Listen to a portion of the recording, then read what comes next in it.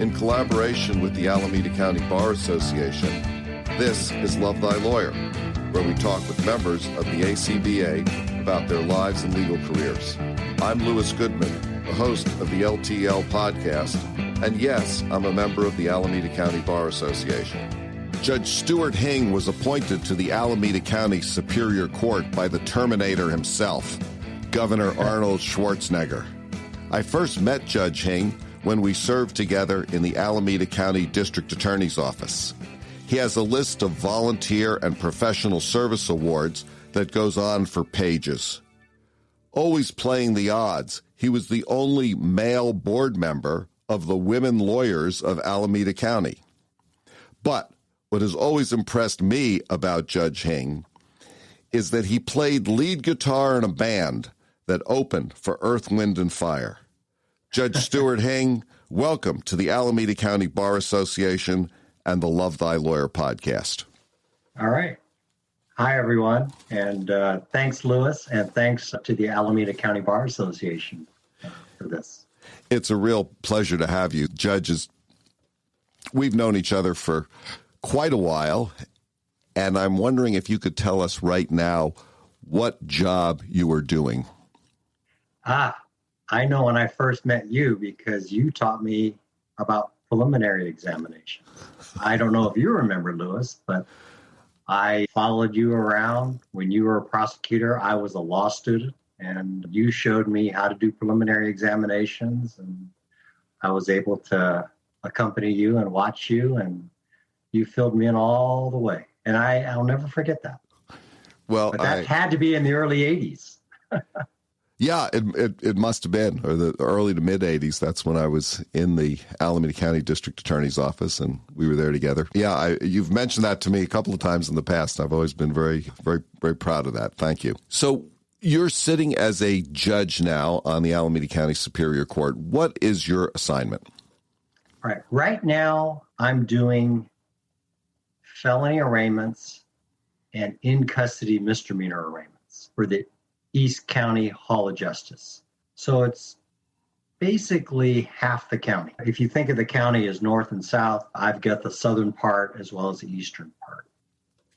And are you able to do most of that from home since we're in the middle of this COVID thing?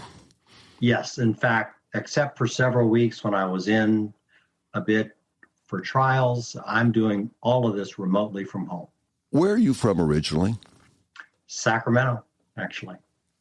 Did you go to high school there? Yeah, high school, everything in Sacramento. What high school did you go to? I went to Burbank for my sophomore year when that was the first year of high school. I don't think it's that way anymore. And then Kennedy for my junior and senior year. And were you involved in music? Oh, yeah. Yeah, that was my main thing all the way through high school and college. I know you played keyboards and I know you play guitar. Did you get involved in both of those things when you were in high school? I started on piano. That's, I think, how I got introduced to music. And then eventually I evolved to guitar. After you graduated from high school, where'd you go to college? Sacramento City College, and then eventually California State University, Sacramento. What did you study when you were in college? I actually got an AA degree in music. So I was destined in my own mind to become a musician, a professional musician.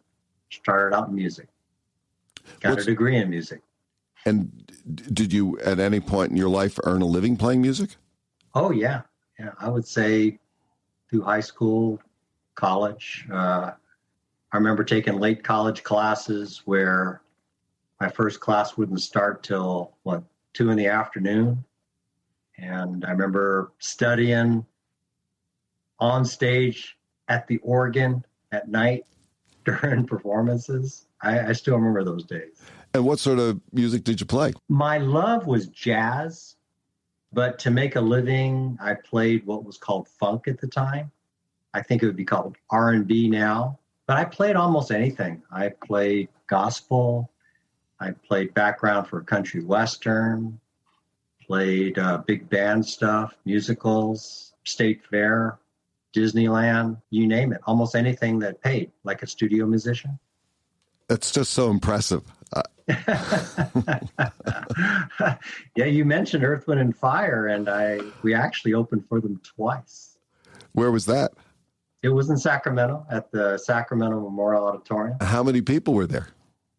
Oh my gosh, it was filled. You really can't see when you're up there. My sister at the time attended. She said it was packed, but I was starstruck there with Earth, Wind, and Fire, and very nervous because they're backstage watching you. And at that time, they used to take care of the opening acts, and they were such a class act. And I eventually got to know them and visit one of the bass players later when he was traveling and playing in a concert here in Concord. And although he says he remembers me, I think he was just being nice. Well, you never know. Yeah. Well, so I think that sort of that being on stage and having so many people focused on you is probably a skill that helps when you're sitting as a judge. It's funny you say that. I thought about it when I became an attorney, that you're trying to present something and you want to do it well so that it's interesting. So I thought of it as an attorney, but I've never thought about it as a judge, to be honest. It's been so long ago. This was all in the 70s and the early 80s. I haven't sat as a judge the way you have, but I have sat occasionally pro tem in some traffic matters and some misdemeanor matters in other counties. And I've always thought that the view of the courtroom, no matter how many times you've been in there as an attorney, the view of the courtroom from the bench is really, really different and really frightening. I would agree. I still remember the first time I went out on the bench as a judge, and I was nervous and frightened. And then when the clerk said, you got to give your spiel, and I go, give my spiel? What do you mean by that? And I'll never forget that. The way you describe it, Lewis, is perfect. So let me go back to, you graduated from college at Sacramento State. Yes. And then you went to law school. Did you take any time off between college and law school? Yes, actually went on the road and tried to make a living. And that's where I learned that being a musician wasn't something that I could make a living at consistently. It's a very, very rough life. Oh, I know. Yeah. Yeah, I worked in the music industry as a road manager and for Arista Records and Clive Davis. Oh, my goodness. That's big time. That's huge, Clive Davis and Arista. Well, he was big time. I wasn't. So how long did you take off between college and the time you entered law school? Well, I actually went on the road, and then I worked for Xerox for about 3 years between college and law school. And where did you ultimately go to law school? McGeorge in Sacramento. When did you first get the notion, I want to be a lawyer, I want to go to law school? Well, it was definitely after I knew I wasn't going to be a professional musician. And honestly, it was when I was with Xerox. A few things kind of came together. I met lawyers I didn't like. I was a salesperson for Xerox, and I had to deal with a lot of lawyers for the purchasing agents for companies. And to be honest, there's many that I thought were very rude, and I said, I could do what you do, but not be such a jerk about it. And then I met lawyers that I really admired, too. And I said, I like the way that person is a lawyer. And then I realized just making money at Xerox wasn't the only thing I wanted to do. I wanted to do something that felt a little better to me. And that's, I think, where it all started, when I was at Xerox. What was your experience like in law school when you went to McGeorge? Oh, gosh. It was one of the toughest things I ever did. I'm grateful now because I think it's one of the best professions, if not the best, out there. And I've been very fortunate, but it was very tough. It wasn't something that was easy for me. I struggled, I think. I felt I was always behind. I felt that I never got it. Things really didn't come together for me until, I would say, studying for the bar, when all of a sudden I understood what IRAC meant. Yeah, well, I think that when you study for the bar is when finally someone stands up there and tells you what it is they're really talking about. Yeah. Well, I had that same experience, like like finally they, oh, that's what they mean with contracts. That's what they're really talking about with offer, acceptance, consideration. That's what they're really talking about. And yeah, I mean, really, I got through law school okay, but it really wasn't until the bar that it kind of came together for me. And yeah, I really enjoyed studying for the bar because of that. Yeah, I hate to say it, but I was saying, why did they tell me this at the beginning of law school? Yeah, then it wouldn't be law school. Yeah, but it really came together at the time that you mentioned it came together for you, studying for the bar. Was the Alameda County District Attorney's Office your first legal job? Yes. So how did you happen to get there? I clerked at the Sacramento DA's office, and I found that I really liked it there. And I liked the public service part of it when I was at McGeorge. So during a summer, I was able to get experience in the Sacramento DA's office. At the time, my mom was in Sacramento, so I wanted to stay in Sacramento, but my dad was in Alameda County. So then I got an opportunity in Alameda County, and that's where I ended up going. But my first experience and interest in, say, public service was in Sacramento at the DA's office there. And did you feel like kind of drawn to a prosecutor's office? Yeah, I remember saying at the time, I liked the trial work that I saw being conducted there. And to me, the cases were so serious. Everything was serious there at the time to me, and still is. I just felt it was something I could do. I couldn't do the billable hour thing, although I'm not even sure if I could do it. But if I had a choice, I think the trials more than the billable hour type of road. How long were you in the Alameda County District Attorney's Office? 23 years. Before you went on the bench? Yes. And so I assume that you did everything. You tried misdemeanor cases, you put on 1538s, you tried felony cases, you put on preliminary hearings. Yeah, just like you. Did calendars. Everything. Yeah, everything. But I'm sure there's stuff I didn't see. As you know, Louis, you learn more as you get older in this. I hope so. Yeah, I find it that way. And I know you're the same. I know you learn so much as time goes by. And how long have you been on the bench now? Since 2008.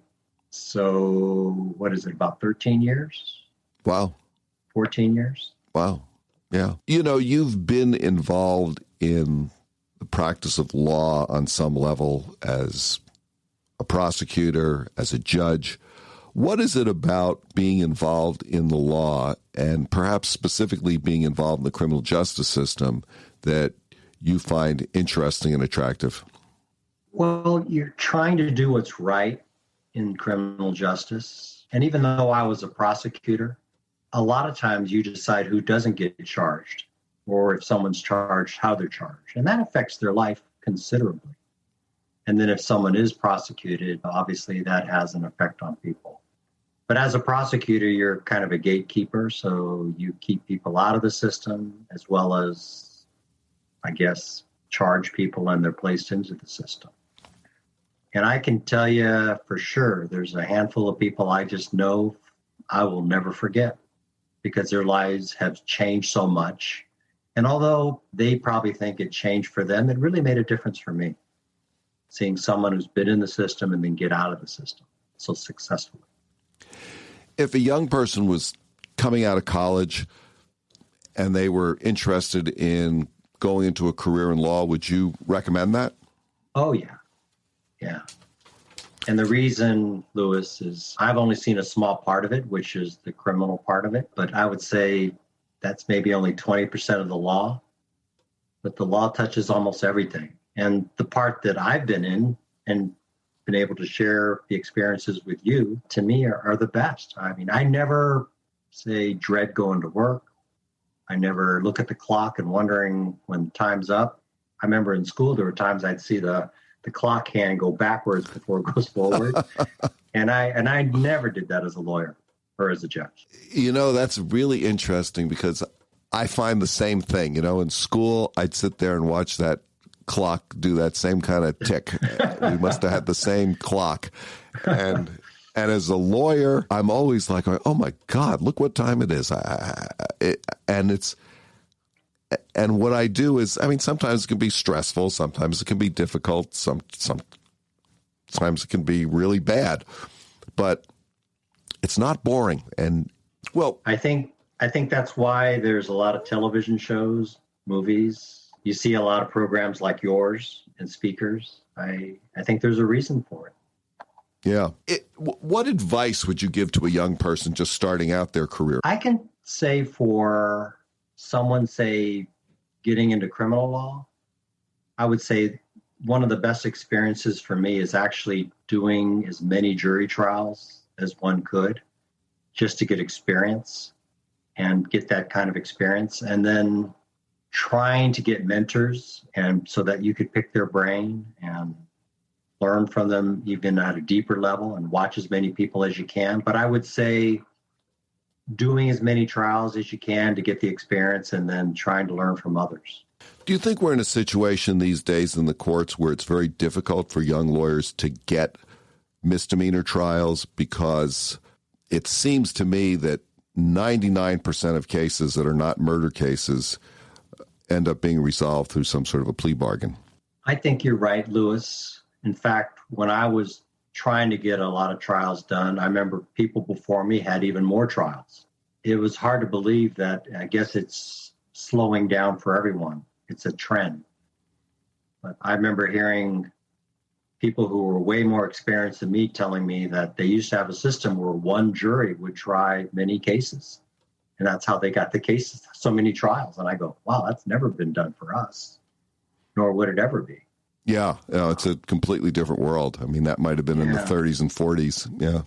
Yeah. Well, you're currently sitting as a judge. When did you start thinking about being a judge as a career move? Louis, it never dawned on me that I wanted to be a judge. In fact, I said something that I regret, which is I used to be a tennis player. And I used to say, when people brought up being a judge, that I'd rather be the player rather than, say, the umpire. And I felt kind of like a big shot when I said that, but now I realize that's totally wrong. So I never really thought of it that way, Louis. But then there was happenstance. I don't know if you remember when the governor's committee for recruiting judges was a secret committee. No one knew about it. And little did I know, there was someone on the committee that wanted me to apply. And little did I know, my wife actually worked for that judge. And another judge just told me to apply. And then I had another friend who was involved in politics, especially with the Terminator, Governor Schwarzenegger.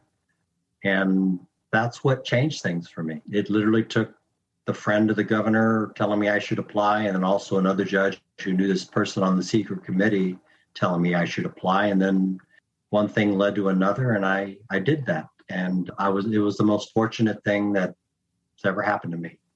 Do you enjoy being a judge? It sounds like you do. Yeah, I love it. I love the people that I work with and see all the time. In fact, that's why I like a calendar, because you see a lot of different people all the time, although you see some more than others. But I really like that part of it.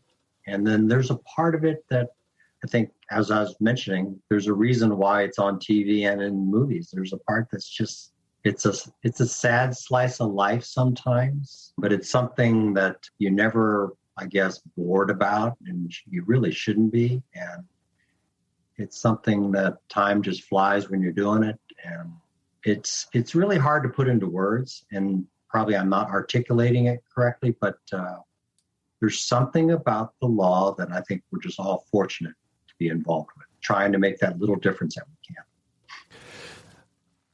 The other thing is, I don't really see being a judge as simply being an umpire. I think the judge is very much on the playing field when cases are in court. Yeah, I regret saying that. There's no doubt about that. And that came up when I applied about, that kind of dumb comment that I made. And I just didn't understand what it really meant to be a judge. Yeah, it's so important, and it makes such a difference in the way a courtroom feels as to who the judge is, because I think the judge's personality runs down through the court staff as well. You know, the clerks, the bailiff, the court reporter, the attorneys, everybody kind of takes their cue from the judge. And if someone is a good judge, and when I say a good judge, I don't necessarily mean that they rule in my favor, but that they have a judicial temperament and that they manage to give that appearance of fairness to everyone. And I think you do a good job with that. No, thank you, Louis. And I feel the same way. In fact, all of us go to restaurants, and I always feel that anyone at the restaurant is polite and professional. It comes from the top. And I think you're right that you can set a tone as a judge. And it's something that I talk about all the time. I continually stress with the bailiffs and the clerks and the attorneys that how we treat people is the most important thing to me. To never lose your patience and always be polite. Do you think the legal system is fair? I think it's the fairest system we have. It's not perfect, Louis, but it's the best system out there when you compare it to other systems. But it's definitely not perfect. I'm going to shift gears here a little bit. What keeps you up at night? Reading, talking to my wife. We constantly compare notes and talk about things. A lot of it is places we'd love to travel to. A lot of it is the current things in the news. And obviously there's the fun stuff like, the stuff you can see on TV and go to the movies for. Have you had any interesting travel experience? I would say yes. We like to cruise a lot. And during the pandemic, you couldn't. But we've been able to sneak in a few since it reopened. And to be honest, it felt very safe because the last cruise we were on during New Year's was only 18% filled. There's definitely no problem with social distancing like that. In fact, at one of the prime restaurants there, we were the only ones in it. Wow. And if you see a New Year's Eve picture of us, it's just us and the DJ. I guess you get any song you want played then. Yeah. Let's say you came into some real money. Let's say you and your wife came into $3 or $4 billion. What, if anything, would you do differently in your life?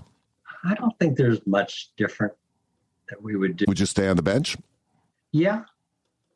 I mean, part of what I went through in Xerox is I did pretty well there. I was number one in the U.S. Western region. Wow. And I realized right then and there, money wasn't it for me. And I had more money at that time than I could ever think of.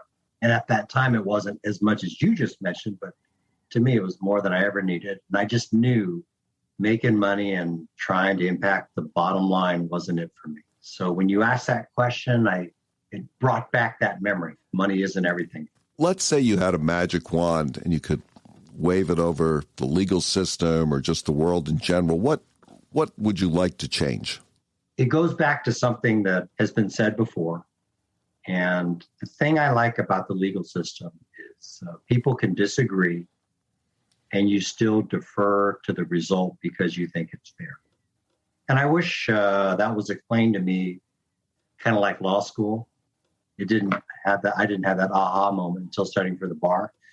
But then in judges school, they explained to me that our legal system, although it's not perfect, is where people disagree, but then they defer to it and they accept the result, even though it may go against them because we trust the system. What I would say now is something that Robert Kennedy said. And I always think about what would life be like if he lived.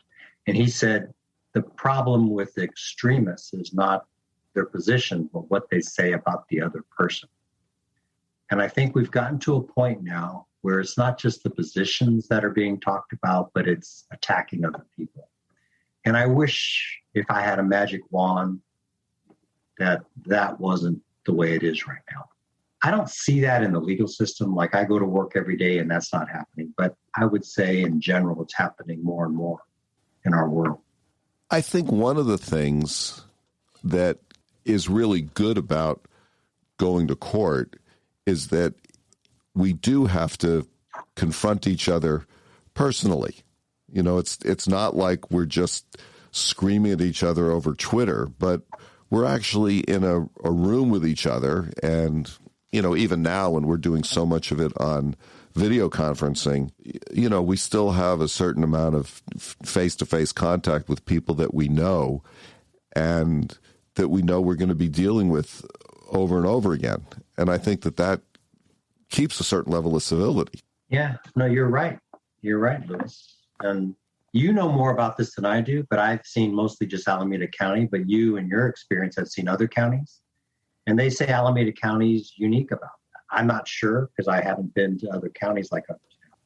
I've been to other counties a little bit, but most of my experience is here in Alameda County. I've one more kind of big general question, and then we'll open it up to some of the other people who are on the call.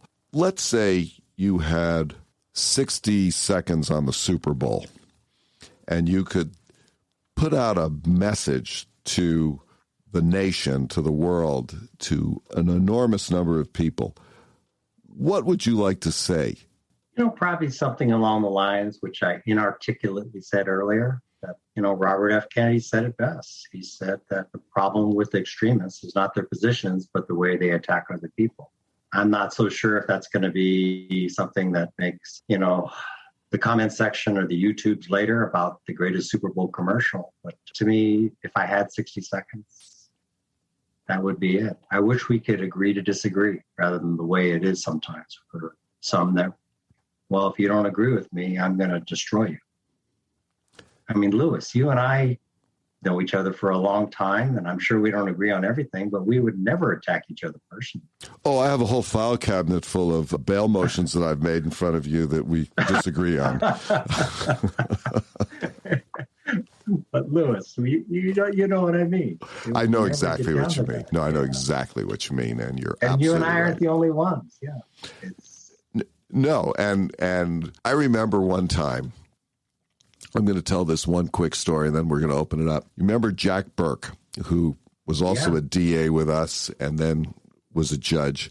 This was in the old Hayward Courthouse, and he had ruled against me, juvenile case, and it was a terrible ruling. I mean, it was a dreadful ruling, and everybody knew it, and he knew it. And I saw him a couple days later in the hall, and I said, "Oh, hey, Jack, how are you?" And he goes, "Oh, you're still speaking to me?"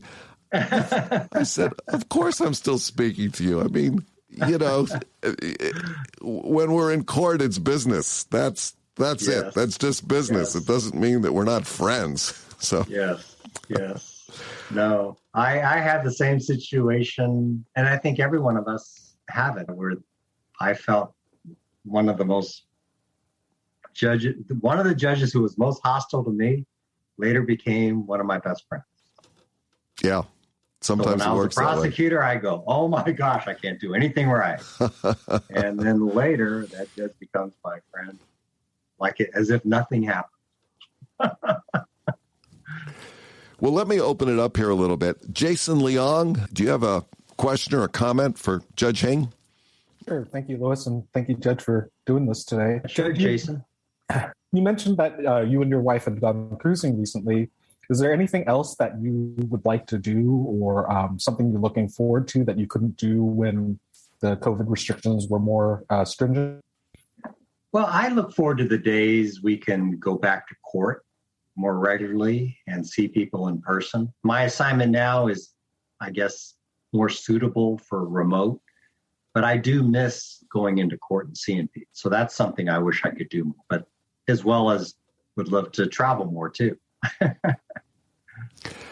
Cynthia, do you have a question or a comment for Judge Hing? He looks so young. I do wonder, are you planning on retiring at any? No plans, but thank you. But thanks, Cynthia. Well, especially about the young comment. Dorothy Proudfoot. Hello, Louis. Hello, Judge Hing. So good to see you both. Yeah, hi, Dorothy. The reason Judge Hing looks so young is all of the cruising. he gets to do. It does wonders, right? When you are able to just relax. You work hard, but you also give yourself time to relax. Yeah, I have 80,000 questions, as I always have. But let me ask, Judge, what would you say is sort of the key to, keeping things fresh at work? Because you've been doing criminal justice for so many years, decades now, and there's lots of changes in the law, but a couple things still remain the same procedurally. What are the ways that you feel energized when you go to work? Well, I'm not sure what led to this, but I just know that when I first passed the bar, a veteran attorney said to me, "Now your learning really begins." And I felt so insulted by that because I just passed the bar and I thought, oh gosh, I know as much as I need to know. But that person's advice was perfect because during the first 10 years as a lawyer, I learned so much more than the bar. And then the second 10 years, I even learned more. Third 10 years, I learned even more. Now it's to the point where I realize the older I get, the more I learn. And to me, it's just being willing to learn and realizing that there's so much out there that we don't know. And now with the way the internet is, and the way things are even more available, I think it's exponential.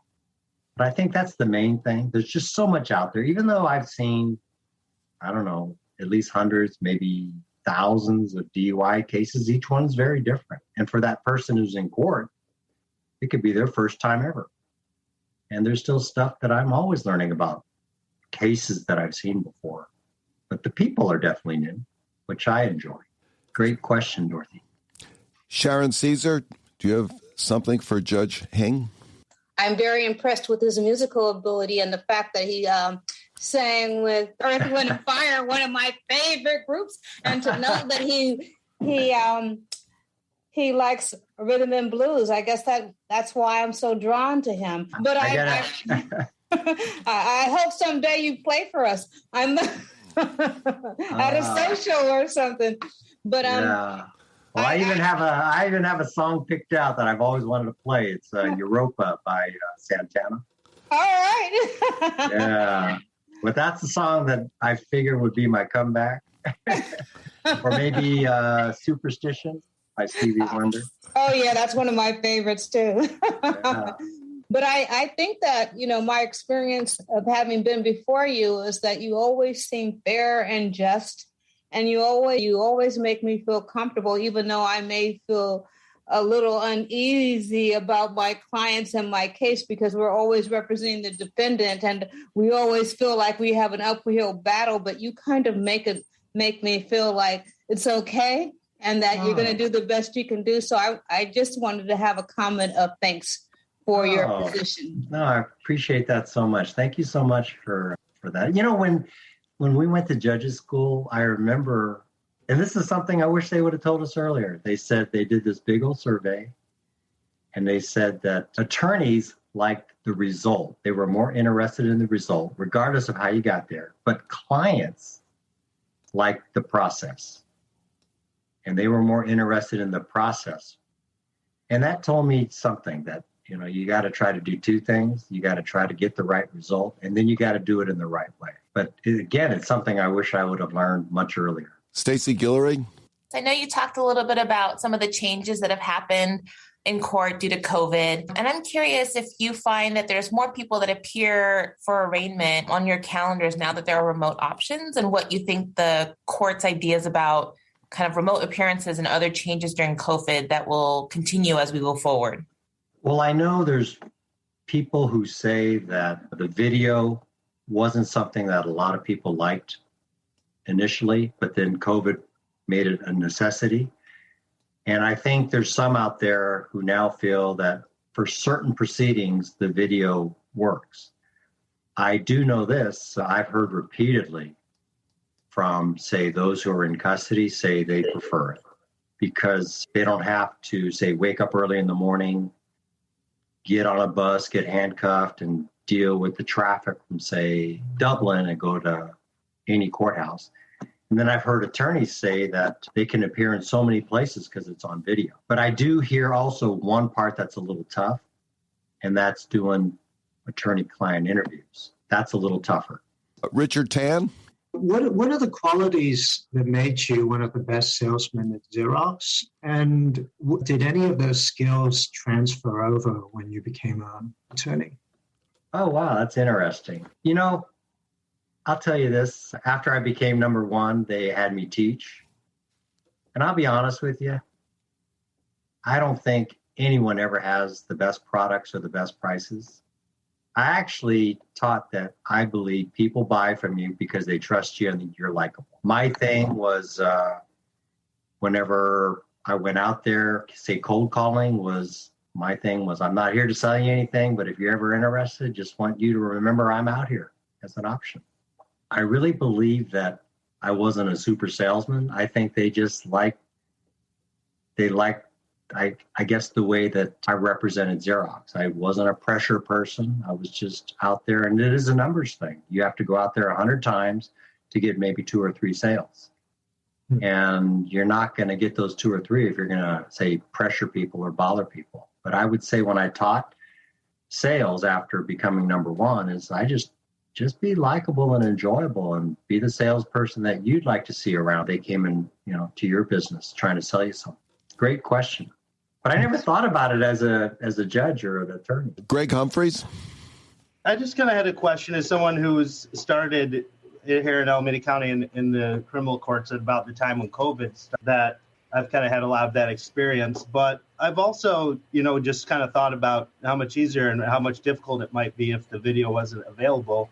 And particularly for things like the first or second continuance in a case seems like almost a necessity.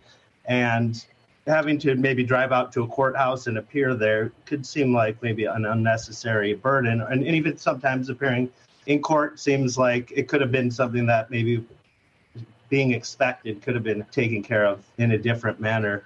And so, I was just kind of maybe wondering that I called on for a question. That was something that I was kind of wondering about if you thought that's something that maybe, for the first couple could just be something stipulated by the DA and potentially turned into the clerk and kind of avoid maybe some unnecessary continuance appearances if they are unnecessary.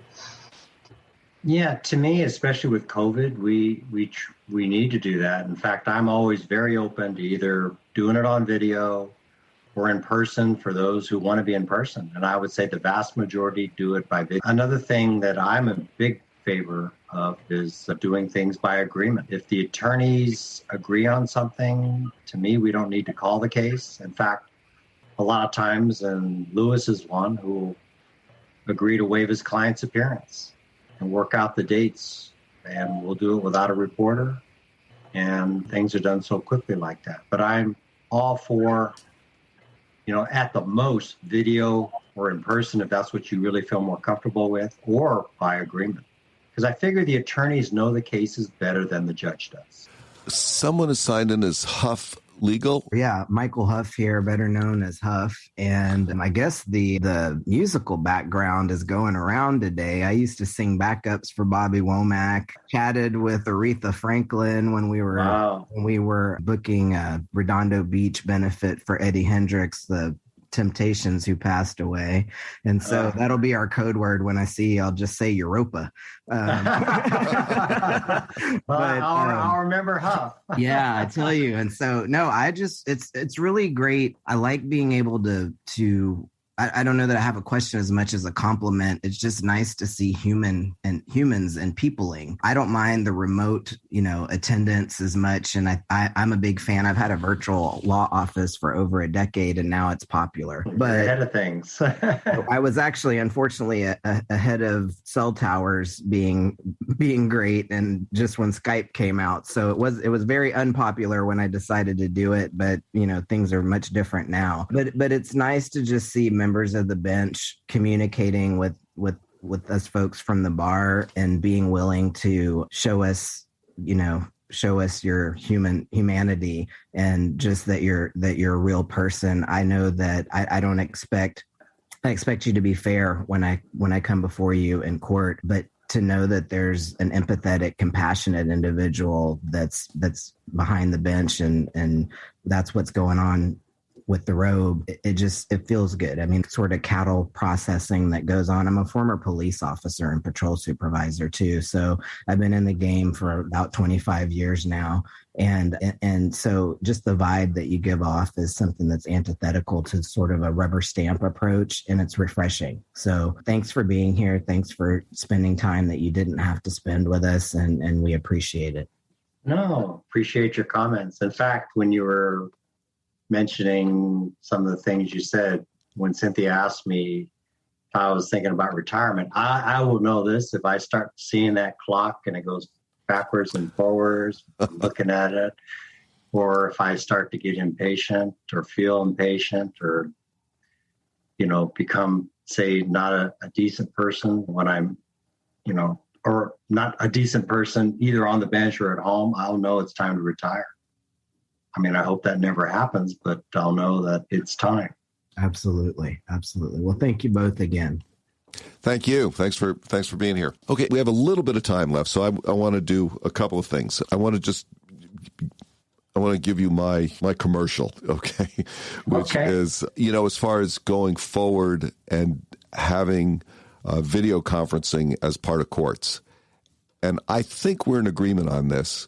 I think that many of the court appearances that we make, routine calendar appearances, that sort of thing, can be very effectively handled through video conferencing. And I think it's a good thing for the attorneys. I think it's a good thing for the clients. I think it's a good thing for the court. And I think that by the same token, jury trials, preliminary hearings, serious felony pleas are things that probably ought to be done live. And I'm wondering if we're kind of on the same page as far as that's concerned.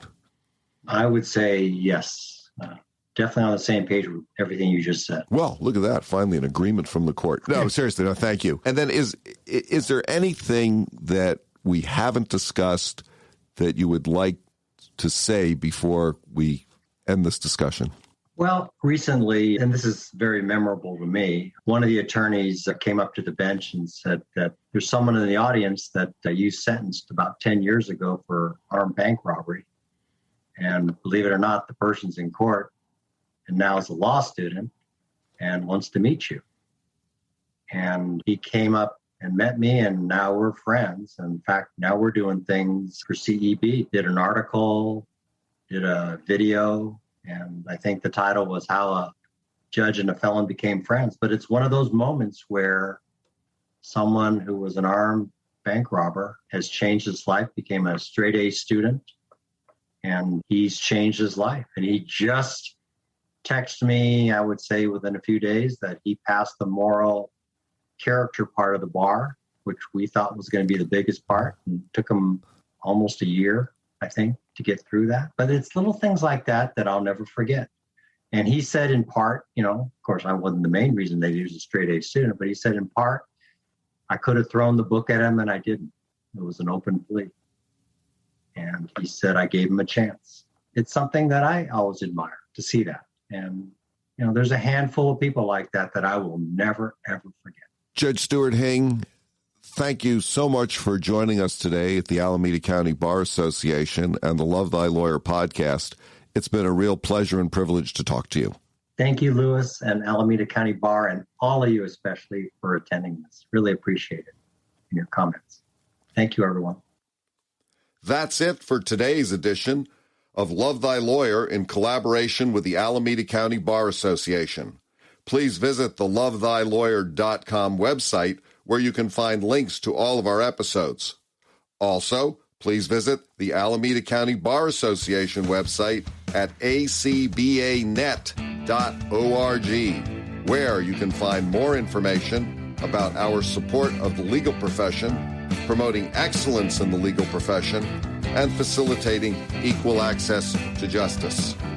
Special thanks to ACBA staff and members, Kaylin Dalen, Saeed Randall, Hadassah Hayashi, Vincent Tong, and Jason Leong.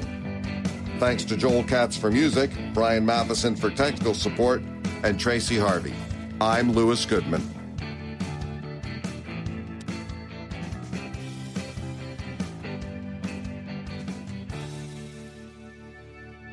I'm just not sure exactly what's in the hopper right now. So anyway, Stuart, thanks so much. It's always fun to see you.